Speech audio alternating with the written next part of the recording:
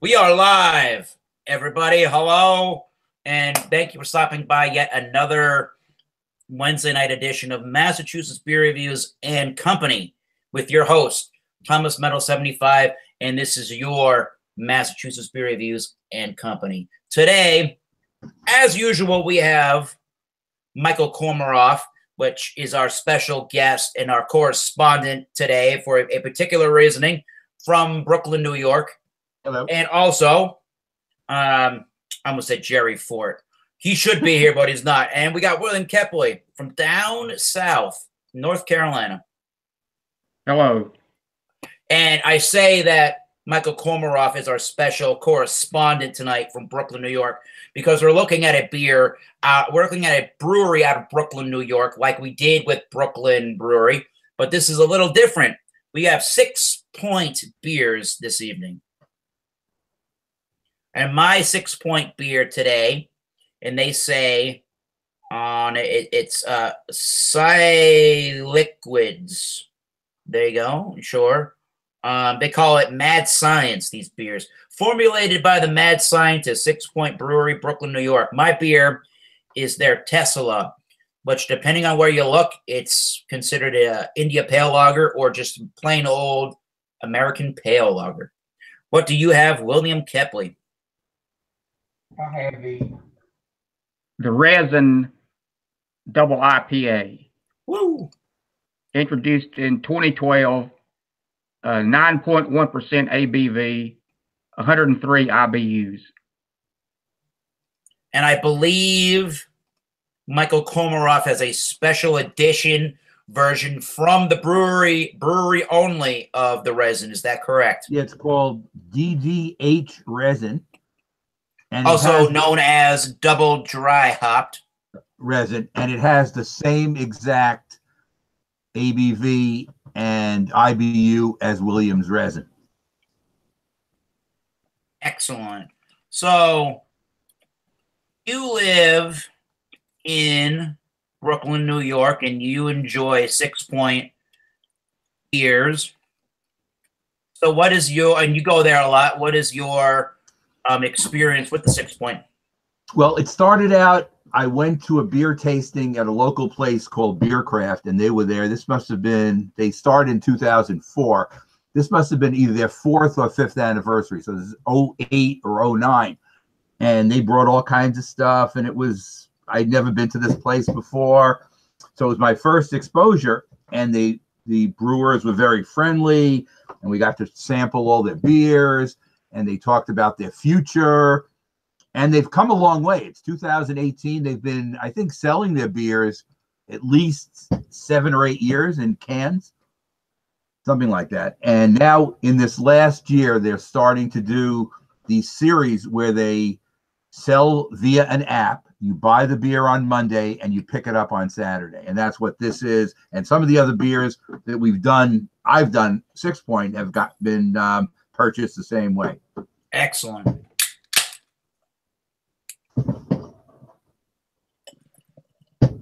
I'm gonna open mine as well. All right. Yeah, mine is a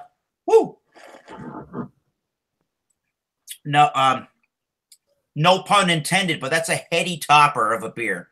And I did tilt the glass. And to be completely honest, when I opened up the can, which is at the brewery considered a nano keg. I mean, it kind of looks like, I guess it kind of has that slender look of a skinny keg, sure. Even when I tilted the glass, well, before I tilted the glass, it was foaming pretty good out of the can. So for it being October 2nd, 2017, at least the carbonation in the head retention is encouraging. Well, if you notice what William said, they're giving 6 months of shelf life. So that means your beer could go until April, the way they view it. So, I mean, mine's only a week old, but that's just because I was there. Whew. Yeah, also give them kudos for having both the best buy date and the born on date. There should be more transparency in general among all brewers as far as the dates.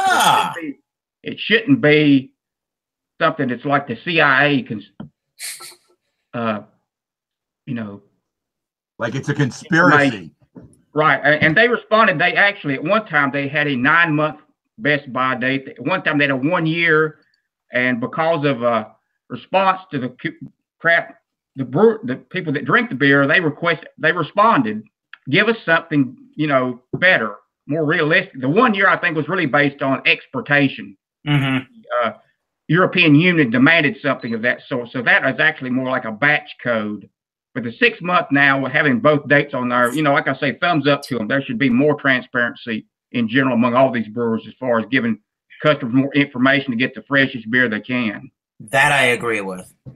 I'm with you on that too. So, yeah, I'm on the Sixpoint.com website, and I'm looking up our this Tesla beer, which they have dubbed a, quote, hop-charged lager at 7.1% ABV. It's 49 IBUs, and if anybody cares, the SRM color rating is 9.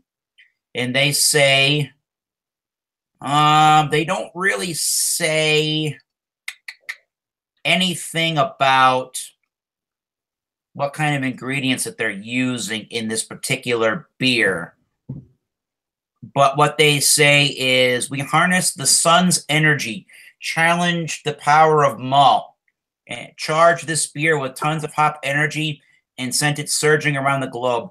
Think the juiciness of big doses of American wet hops with the clean snappiness of a cold fermented, meticulously lagered beer. Now, how's that relevant to Tesla's shocking experiments? When there's serious creativity flowing, everyone can feel it, or whatever. So there's the commercial description. And as we said about the appearance, the head certainly is sticking around, and it already has tons of lacing, tons of like thick lacing on that, and it's almost like whipped cream or something. And in the light, I would say it's definitely an orangey coppery look. It looks a lot darker just in the camera, but in person it's kind of that darker orangey copper look to it. And I guess I would say that it is got a lot of suspended tiny particles in it, but nothing of no big chunks to it. So, I mean, so far it looks pretty enticing. How about the resin, Michael? Or let's go to William Kepley for the original resin. How does that look? How's the appearance? This had also had I put it in my taster glass here. It also had a very thick head, which is starting to recede somewhat, but golden appearance, white head, looks to be rather hazy. But when I popped the can, I got an original burst of very fresh grapefruit aroma. I mean, it was really very enticing. That's the first thing that came, and it very, very active. When I popped the can, I did a conservative when I popped it, and it spewed a little bit. So it was, I guess it was bursting to come out. But anyway, but that it really did hit me originally, that hop aroma, the citrusy aspect. So I look forward to tasting it and see what it's all about. I've never had this before. Eric, what did you say about the nose on yours, or did you not say yet? You know what? Let's go into that right now, and then we'll go back to William on the nose. So, yeah, Tesla. William said grapefruit. So, yeah, kind of India Pale Lager. Let's go with that. Again, I mean, all kinds of it looks like a little volcano of head right there. Yeah, overly, I shouldn't say overly, but generally speaking, as you would expect from a lager, there's like a clean smell in the background of that one. I'm getting a lot of grassy, earthy grass clippings kind of notes to it. Lots of grapefruit, tons of grapefruit in this one. And there's some orangey notes too, and some pineapple, but grapefruit's the big one. Tropical citrusy notes. There's a little bit of the caramel and the toffee malt in there. There's a little bit of a piney kind of a hop resin note to it. It's only 49 IBUs, so not the biggest one in the world, but it certainly has tropical juice notes mixed with the West Coast kind of a caramel and piney resin notes, and maybe a little bit of a spicy hop note, and some slightly toasty notes. But overall, the background in the nose is fairly clean and inviting. The only thing that tells me in the nose that it would be a lager and not an ale is a little bit of this cleanliness in there. Now, you'd have to smell this type of a beer. If you haven't smelled it, you'd have to smell one to kind of understand what I mean by that. So far, so good on the aroma. Okay, we'll get to mine. I also have a white head that has receded from the beginning, but you notice there's also very nice lacing forming on the side of this, and similar color to Williams resin. Also, a little bit, there's kind of like a hop hazy golden color. Let me give you the nose. It's funny. The first thing you get kind of a combination like pine, kind of resiny kind of feel to it with some background citrus. So and I'm not even sure it's grapefruit. It's like a combination of maybe grapefruit and orange and lemon. So it's like a combo. But it's more resiny and piney than it is citrus. So those are the lead noses at the beginning. You can't smell the alcohol, which is a good thing. It is 9.1. I have a feeling I'm going to be able to taste the alcohol. It's at least from the looks and the appearance and the smell, it looks like a really nice beer. Excellent. Well, there's only one thing that we should do now. And as Swillengrog would say, and now to the most important part of the review, the taste test. So cheers. I'm stealing his quotes, but here we go. Cheers to you all. Cheers.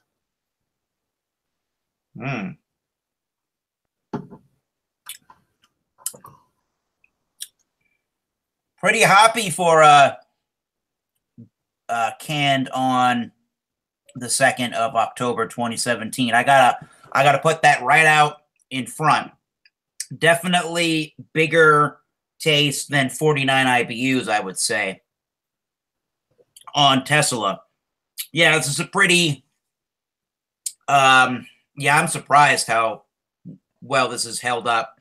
It's pretty hot. I would say for me, when I talk about a hop to malt ratio, I would say that it's more hop forward than it is hop and malt balance.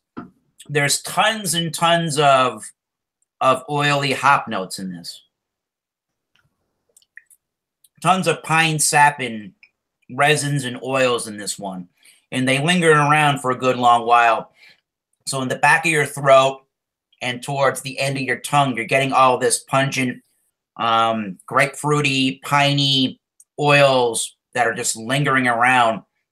It's like it's a sponge. If you wring that sponge, you always know that there's still going to be a little bit of water left in there no matter what you do. And no matter how clean eventually that this beer does get, you're still sort of salivating a little bit and getting that last squeeze of hops, staying in your palate. So that's pretty cool. Lots of grapefruit, primarily, some orangey notes. There might even be a little lemoniness, but not a huge amount. There are toasted, kind of sort of like a toasty white bread kind of a note, a toasty bread crust note to it. Definitely, like I said, in the nose, there are caramel and toffee malts in the background, some spicy, earthy hops.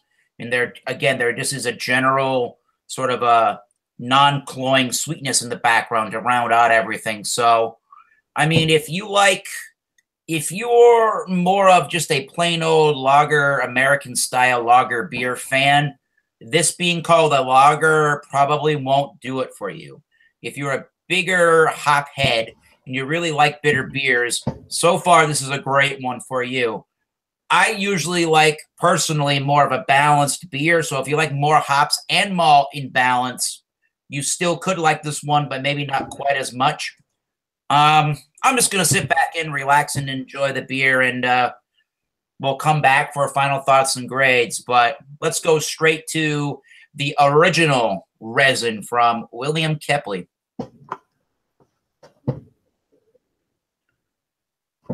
How's the beer treating William Kepley? I enjoy this. These beers that get up into the higher ABV, they just have a certain substance, a heft to them that you don't get with the other ones. Like some may call it like a gravitas. I mean, there's just something a little bit extra. More intensity of the flavor, and it, like you said, the lingering factor. It really lingers, that bitterness. It's almost a spiciness to it. Yeah, I agree. It lingers, after post to sip. And I enjoy this. I don't normally drink beers of this high of a ABV like on a daily basis, but this is very, very enjoyable for me. Just the fact, the flavor, it's sort of, you get that burst. I mentioned about the heft, the substance of it, you just don't get with some of the other ones. It might not be a beer you want to drink on a daily basis, some might, but I really enjoy this. The fruitiness of it, the grapefruit, the citrus, with the malt backbone, and then just multiple hop varieties. It's a very layered beer in that sense, that you're getting it's an interesting beer.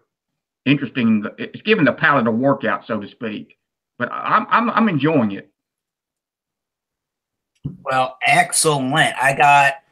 We got to hear from Michael Komarov about the double dry hop resin, and then I have a question after you give us your thoughts here. I have a question as far as how it compares to another variety of resin, but double dry hop resin, give us the laydown of that beer. The beer is similar to Williams at the beginning, but that extra whatever they're putting in and double doing it, the resin comes in like magnified. So wow. you're getting if you like resiny beers, this is a beer for you, because what it's like is you get the initial taste, you get the hops and the malt sweetness, which are very well balanced. It makes it well balanced. It's well done, and then you're getting like your mouth is enveloped with this kind of resiny thing, and it's resiny thing multiplied, and it keeps going. In other words, you want to take another sip because it really is that nice. And I like high IBU beers, and I do like high ABV beers too. So to me, this is a style which I do like. And I think I did mention, although maybe I didn't, at the same time when this was released, this beer's brother was a 0 IBU beer, which I totally passed on. Not because I didn't like the party hat, just because I don't want to invest in other words, you got to buy a 6-pack of it. And I didn't feel that it was good enough to justify. So I did get 9 of these. I split the second 6-pack with a friend. Yeah. How does the double dry hop resin compare to their unfiltered resin known as puff?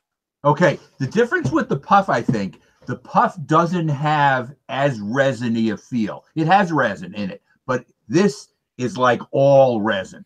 And I think even William Kepley's would be higher resin than the puff. I had the puff, and I enjoyed the puff too. It was a little different. Yeah. And that was unfiltered, right? Yes. The puff was also unfiltered. An unfiltered version of resin. Of the resin. I guess this one, like I'm saying, is one where they really want you to feel the effect of the double dry hopping and the resin and the intensity. And from what I understand, and you can tell me differently, scientists say you can't taste above 100 IBU. That's what I've heard, yeah. So the fact that it's 103, I mean, it really doesn't make any difference. If it's 100, it's pretty pretty high as far as, you know, the bitterness. So this is bitter, but it's not bitter which turns you off. It's bitter which the combination. I like it. I really think I think it's a wonderful beer. As you can see, I do like Sixpoint. They call it. They say on the website again, sixpoint.com. They're saying, quote, for the double dry hopped resin, double India Pale Ale, the proprietary resin formula brewed at small batch scale and given a double dose of the dry hop blend. Now, as far as I understand, and I know we've talked about this before, I don't know if it was on camera or off air, but as far as I understand, and maybe you can tell me otherwise on what you're thinking about that beer, Michael Kormaroff, is that dry hopping in general is primarily done for aromas and not necessarily for flavors. It's not really done with the flavor in mind as much as it is done with the aroma in mind. Although I can't imagine if you're hopping something generously enough that even dry hopping wouldn't do anything to the flavor. I think it is true that it does give you, and also, as I said in the initial nose, you could smell the resin. So the aroma is there. But I think when you double dry hop a lot in the last part of the process, which I think they do, it adds to the flavor as well. Because the hops have an effect when you're in IPAs in general. Even in whatever they call it, the last boil or whatever it is, whatever hops they throw in there, have an effect on the flavor. Excellent. You know who would like this? Tyler would like this. Probably. He's becoming our buddy Tyler Mansell. TYLER MANCL. If you're a fan of this channel, you must know who Tyler is at this point. So go check out his channels. We got a review on Friday. Wisconsin channel now that he's on. He's got reviews on Friday nights. He doesn't plan them. He just kind of goes, "You want to drink this beer? All right, buy one." I like to be a little bit more organized so people have some time to acquire beers. But yeah, now that you said all of that about the beer, I'm kind of curious. I'm kind of curious to hear more from William Kepley about his double IPA, what his thoughts and opinions are at this point in time. I know he kind of mentioned he sounded like he was really liking this beer, but while you're drinking the resin here, William Kepley, I got a two-part question. Number one is, what were your thoughts going into the beer examination for the resin? And number two, what are your thoughts on hoppy beers in general? I'll make a few comments first about some statistics here. This is not a beer if you're battling the bulge in the middle of the waistline. 273 calories for a 12-ounce can.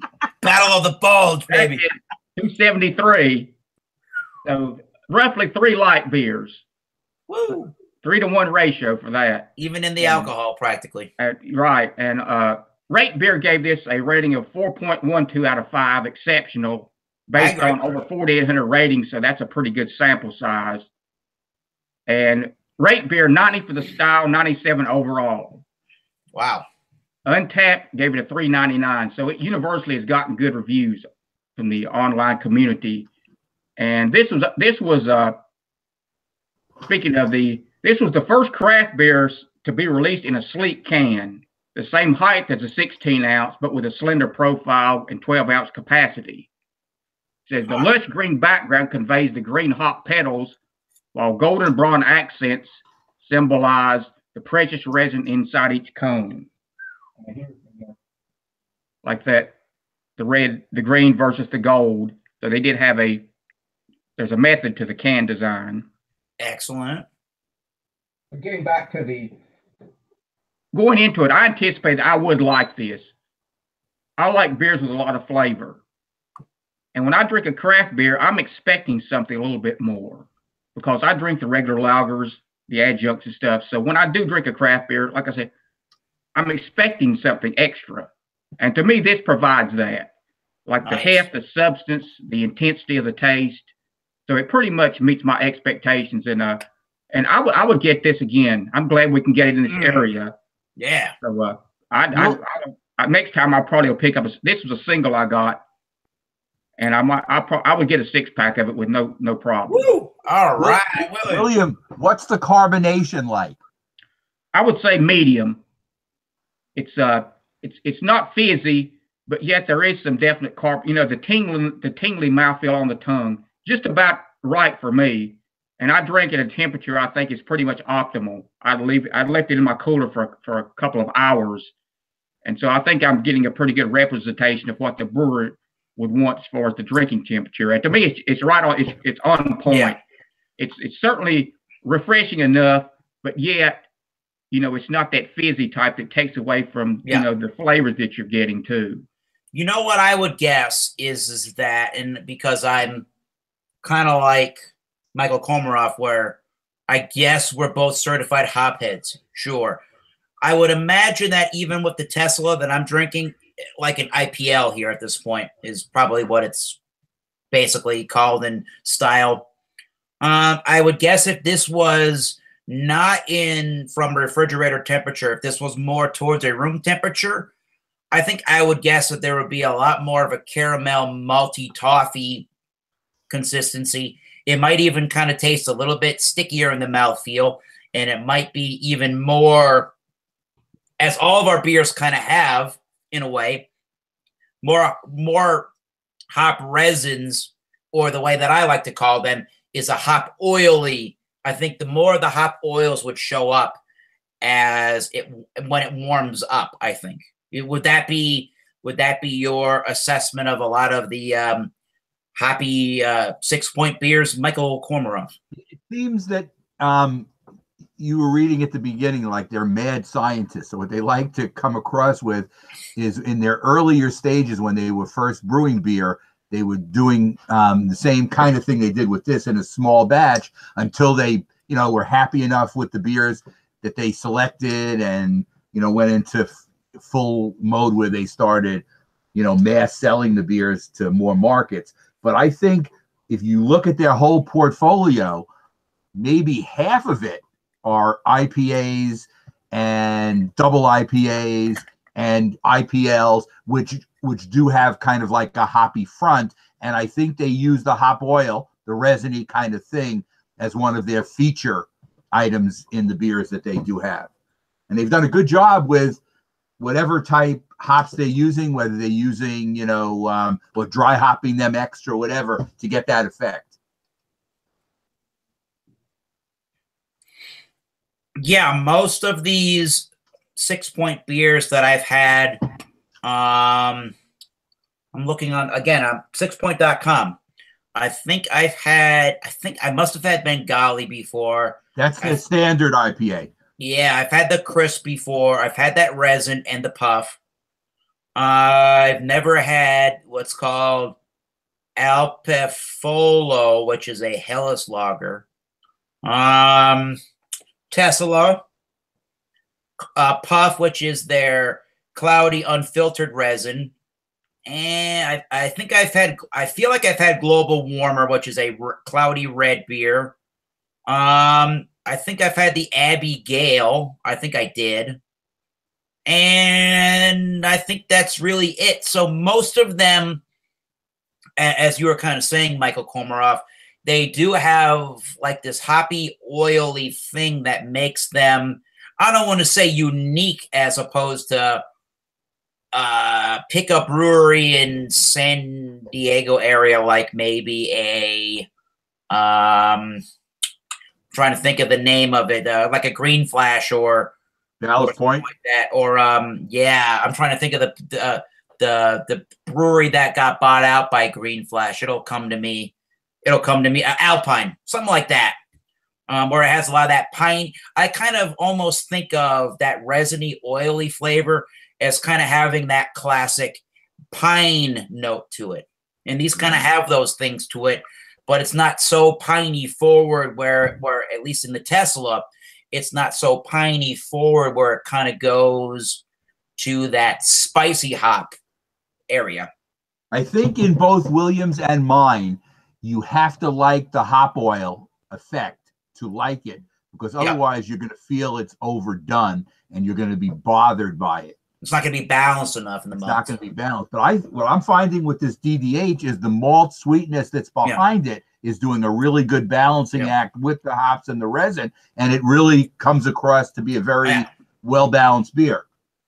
I gotta take this time here quickly to do a shout out to absolutely nobody. 0 people are watching this live. Congratulations. If you're watching this later on YouTube, thank you. But goddamn, I know Tyler is going to watch it. I know Jay's going to watch it. Tyler was on for like 5 seconds. Tyler Mansell, we talked about Friday nights, his channel. Go. Nobody's here. Not no Gabriel Salia, not no Bart Robinson, jack shit, nobody. All right, so cheers to you, mofos. But we are having a good time. That's all. You made a reference to the mad scientist. I think they're referring to Nikola Tesla. World-famous scientist, electrical engineer who did work with the induction motor and AC alternating current. So I'm wondering if they had to maybe compensate someone, the fact that they could use this Tesla name, because they're making reference to like hot charged, electrical term charged, right? Mad scientist. So I think there it is. There's definitely that Tesla connection. There it is. But, hot charged. Right. That's a funny question, William, because the Bengali, when it was originally released, their IPA was released as Bengali Tiger. Tiger, yeah, I remember that. There's a company in Asia that makes a beer called Tiger, and they threatened to sue them. Oh, God, really? So they pulled the Tiger off the name. That's just they could have maybe called it Bengal Tiger, just left the I guess if they took the I out, they would have accepted that. I saw that Tesla. He was one of the most famous, electrical engineers in the history. His contributions are, he worked for the Con Edison company, then he formed his own company. I mean, it's legendary. We take electricity and this kind of stuff for granted, but there were an awful lot of smart people that contributed to the modern way of life we have right now, and Tesla is definitely one of those. Cheers to Tesla with Tesla. To Nikola Tesla. And the band Tesla, too. We'll throw them in. But hell yeah, Modern Day Cowboy. Love song. And those are the famous ones I know. And they did the famous cover of the 5 Minute Electrical Band. What was the song? Is it Signs? Sign Everywhere a Sign. Blocking out the scenery, breaking my mind. Do this, don't do that. Can you read the sign? Got to get a membership card to get inside. Yeah, woo. Eric, what's the carbonation like on the Tesla? I was thinking about that with when you asked Michael Komaroff that. And it is, I think it might even be a little bit, bad hair day. I think it might even be less than Michael Komaroff's. And I don't know if that's because it was canned on October 2nd and best before April 13th. So, yeah, we talked about that. We like that with Best Buy and the canned on. But it's very soft. So you'd say soft carbonation. It's very soft, but for the head that was there and the head that is there now, actually, to be completely honest, it gives it a slightly creamy sensation, which is kind of cool in a lager. And by lager and creamy, I don't necessarily mean cream ale, but there's another beer that Sixpoint makes is a cream ale.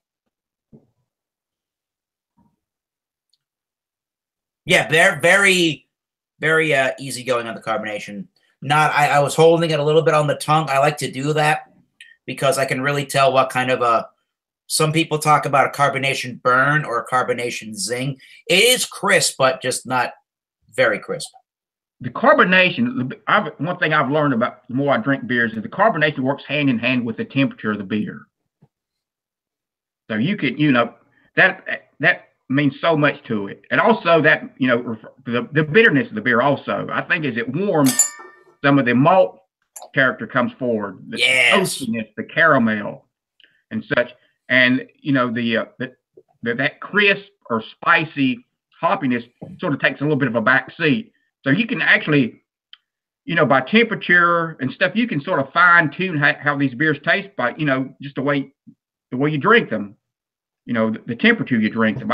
The more I've learned, the more I see that goes hand in hand with the carbonation and the temperature that you drink it at. But I'm not trying to shout out anybody specifically on the channel. It just, you kind of reminded me of that. So one of the first guys I remember watching on YouTube, I think it was that Chad's beer review.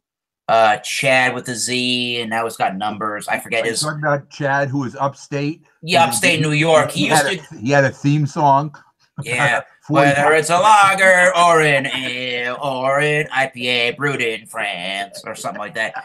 You know, if you can review it, Chad will. If you can brew it, Chad will review it. Sign for Massachusetts beer reviews. I've watched Chad's reviews. So the thing that, well, okay.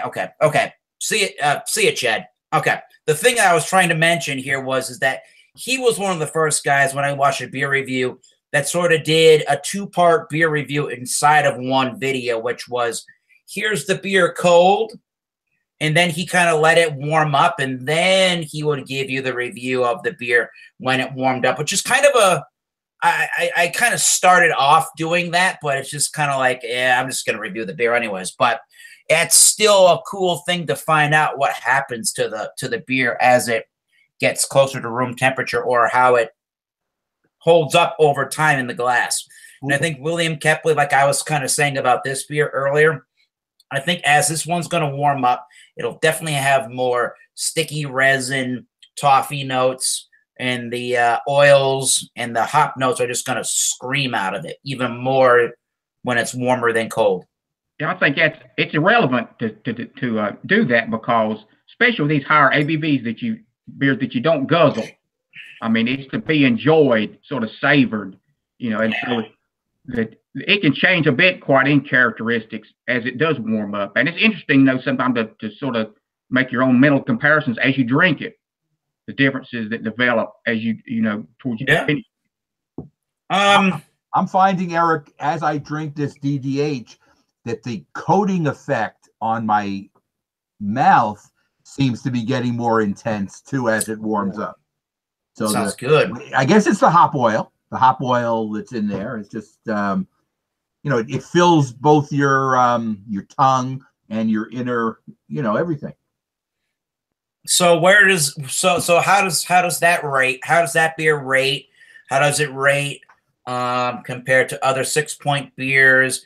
And being the hop head that you are, part 3 of the question, how does it rate amongst other double IPAs and pale and IPAs that you've had? I think it's very high. And are you ready for my numbers? Let's do it, baby. I'm going to give it a solid A, 95. Wow. Ooh, one of the better beers of your lifetime. One of the better beers. And I think I have rated the one that William has like a 93 or a 94. So I really like not bad. I like the straight resin too. So you think they go toe to toe, or there's definitely something that gives I think the edge? What gives this an edge probably, and we discussed this too, when it's this fresh, sometimes you want to let it sit maybe, but it's a week old. It's, you know, it's certainly ready to be drank immediately consumed when it's finished.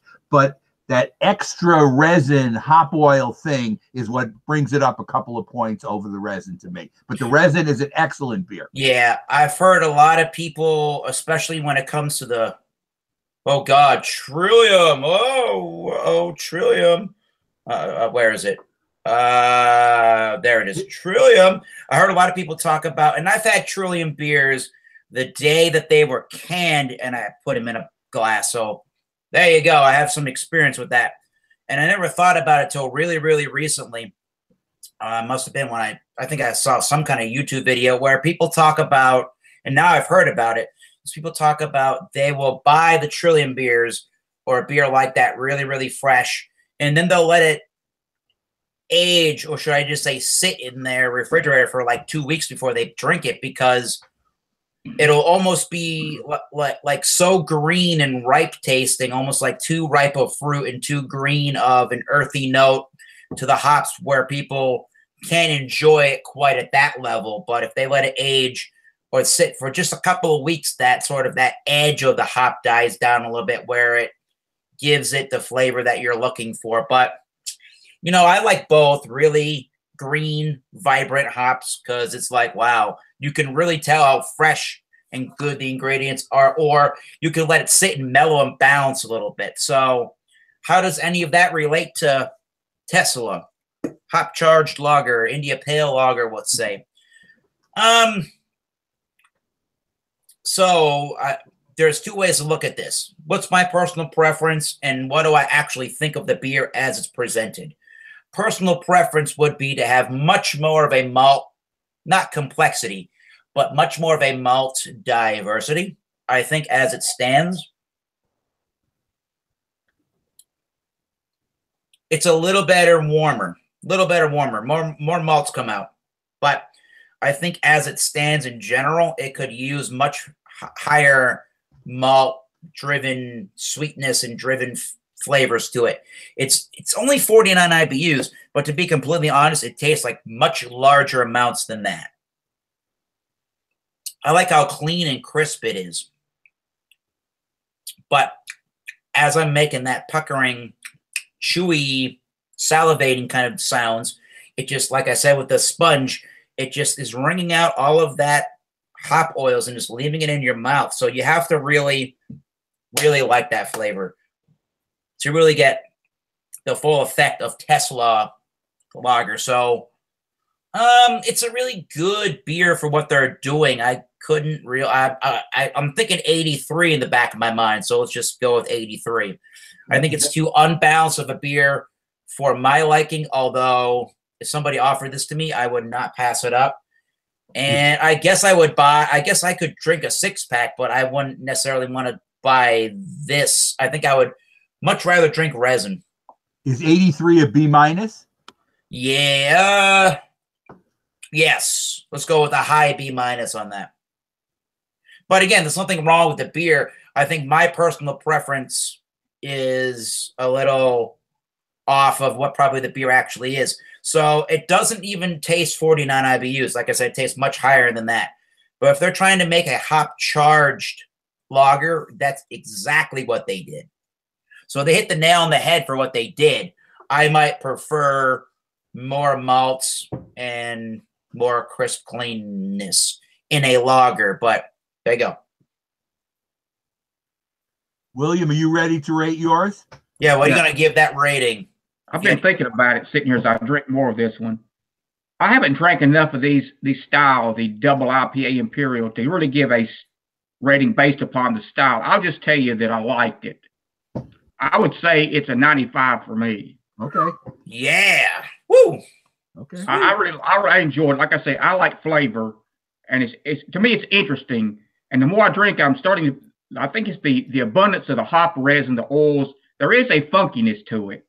Some people call it a dankness, which may put off some people who haven't drank beers of this magnitude as far as ABV or this style. But to me, that's interesting. But and that's the only thing, it takes a little getting used to that. When you mid-sip, you start to get that, what is that, that sort of a funkiness, the dankness, maybe a little bit of sticky gooiness to it. But to me, that adds to the interest of the beer because I expect that from the beers of this style based on what I've read off the BJCP guidelines and such. So I liked it myself.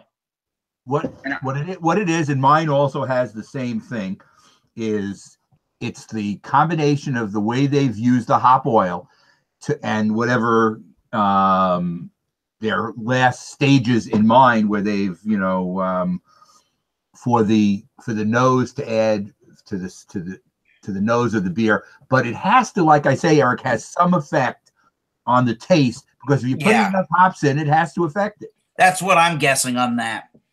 That's exactly what I'm guessing on that. If you're gonna make 103 IBU beer, I don't care if you're putting in all these hops to just play a part in aroma. It's just got to be something else that's going on that's going to be playing a role in its flavor. And by using the name resin, it shows they're paying homage to the hops. They want you to they want to convey that. So this is like a celebration for the hop head. And there's nothing too subtle about that, by calling it resin. So I think they get their point across. Some people like it, some people don't. But if you drink a beer called resin, I think you pretty much know what you're going to get. Yeah. Those expectations. I would think so. Unless, I don't know. I would think you're right on that. And if you're a newbie to IPAs, I mean, I probably would, maybe not for my, maybe this one was a really great one, the resin for William Kepley, which is awesome. That's always good to see on the channel.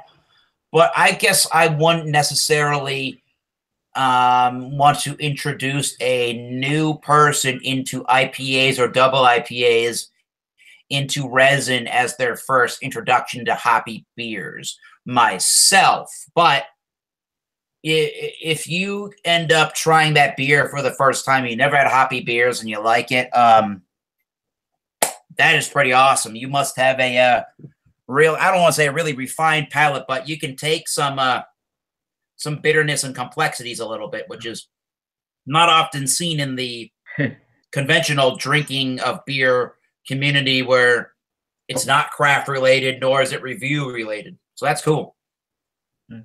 I was going to say before that I go back to a time when Sixpoint, this is well before, in the beginning stages. I guess they had already released some cans, so it's not that long ago, but it might be 10 years ago or 9 years ago, where they had a stout called Diesel.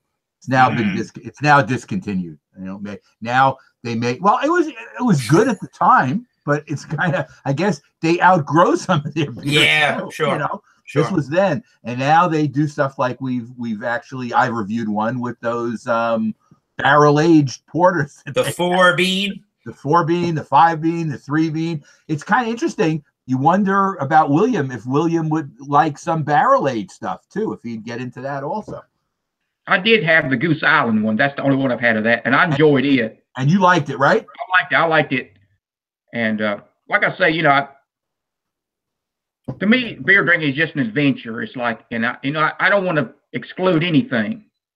You know, if I don't like it, I just won't try it again. Sure. But you know, I'm definitely up for trying different styles and such. And like I said, this one, like it, because of that little funk, that dankness, the funkiness, this might not be a good introduction. No, I agree. That's what I'm guessing. Like the pale ales, some of the lower ABV IPAs, because I've drank quite a few of the pale ales and IPAs so far in 2018 of that style. But maybe it's just like, but to me, this wasn't a huge departure. I enjoyed it for what it was. If it was the same, I would be disappointed. It's a distinct style, sure. and I appreciate it for that. I don't know. And I was going to say, Eric, I don't know if you're aware, they also have something, William, called High Res, which is the older brother of it, and that's 11.1. Well, not only I got to go off of that one. Not only, let me get my bearings straight. Not only do they have high res, they have a session, meaning session IPA called low res. And then, as you alluded to, Michael Komaroff, if you're at the brewery, they have anti-resin, which is their zero IPA, zero IBU, double IPA from in a New England style from Sixpoint at 9.1. And then Party Hat, which is, again, the zero. So there's so many different versions. And then Hootie, and then Hootie Hoo, which are both New England IPAs. And then, oh my, it just goes on with that brewery. So it sounds good. Most of the ones you're mentioning have been these limited release, correct, small brewery only thing. And if any one of them goes over big enough, they might decide to have it brewed in Memphis, which is where their beer comes out of, that nationally gets distributed. These beers that, like this one, was brewed in Brooklyn. The limited release ones are brewed right on the site in Red Hook, Brooklyn, which is about 3 miles from my house, which is kind of nice. And my wife drives back after we have these tastings, because what happens is you go in, you pick up your beer, you stick it in the car, and then they have like 5 or 6 taps. And I had a couple of high res this one. Wow! Ouch! Ouch! And I'll tell you, the high res is even more intense than this, and more intense than Williams. It's pretty. That sounds good. Although, yeah. Go ahead. I was gonna say, like at this point, I'm at the very end of the beer. At the swill, as the 40-ounce brew crew would call it. This is not swill; it's Sixpoint, for God's sakes. But I'm getting a really, really, really sharp bitterness at this point, and the mouthfeel is almost chalky in a way, if that makes any sense to any of you folks. Do you think that's residue that was in the can that sat at the bottom, or you think that's just? I mean, could be a couple of things, I guess. No, but you're quite possibly correct. So it could be Tyler that's now live if he's watching us. So hello, Tyler. He had a beer. I was chatting with Tyler Mansell. Go check out his channel. I was chatting with him on Facebook Messenger on our on the video chat portion of Facebook Messenger over the weekend. And he was trying, I think it was an Oso beer, if I'm not mistaken, from Wisconsin. It was one of their New England IPAs. And he actually got really, really, really nervous about the beer he was drinking and really concerned about it because as he poured it out of his bottle, I think it was a bottle, as he poured it out of the bottle, there was large chunks of sediment in it. And he thought that like something had gone wrong in the beer and this was all wrong and ew, gross. I once thought it was a really great beer. Now it's got all these floaty chunks in it. And I'm like, what the hell is this floaty chunk? And I'm like, Tyler, it's kind of like with Tesla here, but even greater. Where, yeah, Tesla doesn't have any of this, and none of our beers really do. They don't have any of the big chunky sediment to it. But that sediment, it could be either a combination. I told him it could have either been a combination of, it could either been one thing, another one thing, or a combination of two things. It could have either been just pure yeast sediment. It could have been hop sediment from the bottom of the bottle, or it could have been a combination of the both. And some of that can really look big and nasty and gnarly in the glass. But as I told them the other day, it's even if you look at a can of Alchemist beers, they tell you to drink it straight from the can because they don't really want you to pour that stuff into a glass. And if you must pour your beer into a glass, they recommend that you do it very, very slowly so that you do not disturb any of that active sediment in the glass, in the can, I should say. In the case, Eric, of Belgian beers, and then you were talking about the yeast before, that sediment is a positive because that's the yeast that's fermented, and drinking it gives it a positive effect. That's sort of what I told Tyler. So I think he was I don't want to call him a newbie. That's not what I'm trying to do, but I think he's so inexperienced with a lot of unfiltered beers that he saw that and he was a little bit nervous about that. And actually, live watching on the chat is Jeffrey Lyons, New England Beer Reviews. Hello, Jeffrey Lyons. That's a first for the channel. Good evening, sir. So, yeah, I thought that was kind of interesting that, you know, he was sort of a little bit nervous about that. And then I went, you know what? Let me go to the fridge. Let me go get a New England IPA. Let me pour it in the glass. And I went, oh, shit. I don't have chunky sediment. I can't compare it to yours. But trust me, this is all a part of the flavor. And imagine if your New England style IPA didn't have the sediment. It would not taste vastly different, but it would taste different. It is character. And like all of our beers had tonight before we sign off, I'd say each one of our beers had a lot of character. And I'm very, very glad that Sixpoint is getting the kind of distribution it gets, because even though it's a little bit pricey in the market, sure, it is high quality stuff. And if you want to try it and get singles, at least once in your life, do it, because they're really, I think it's a world-class brewery from what I've had. William, you said earlier on 2018 Beer Chat, you also were able to get the crisp, and there were a couple of other 6.1 ones that were at your store, right? Right. The Tesla, the crisp, the resin, and one other one. Was it Bengali?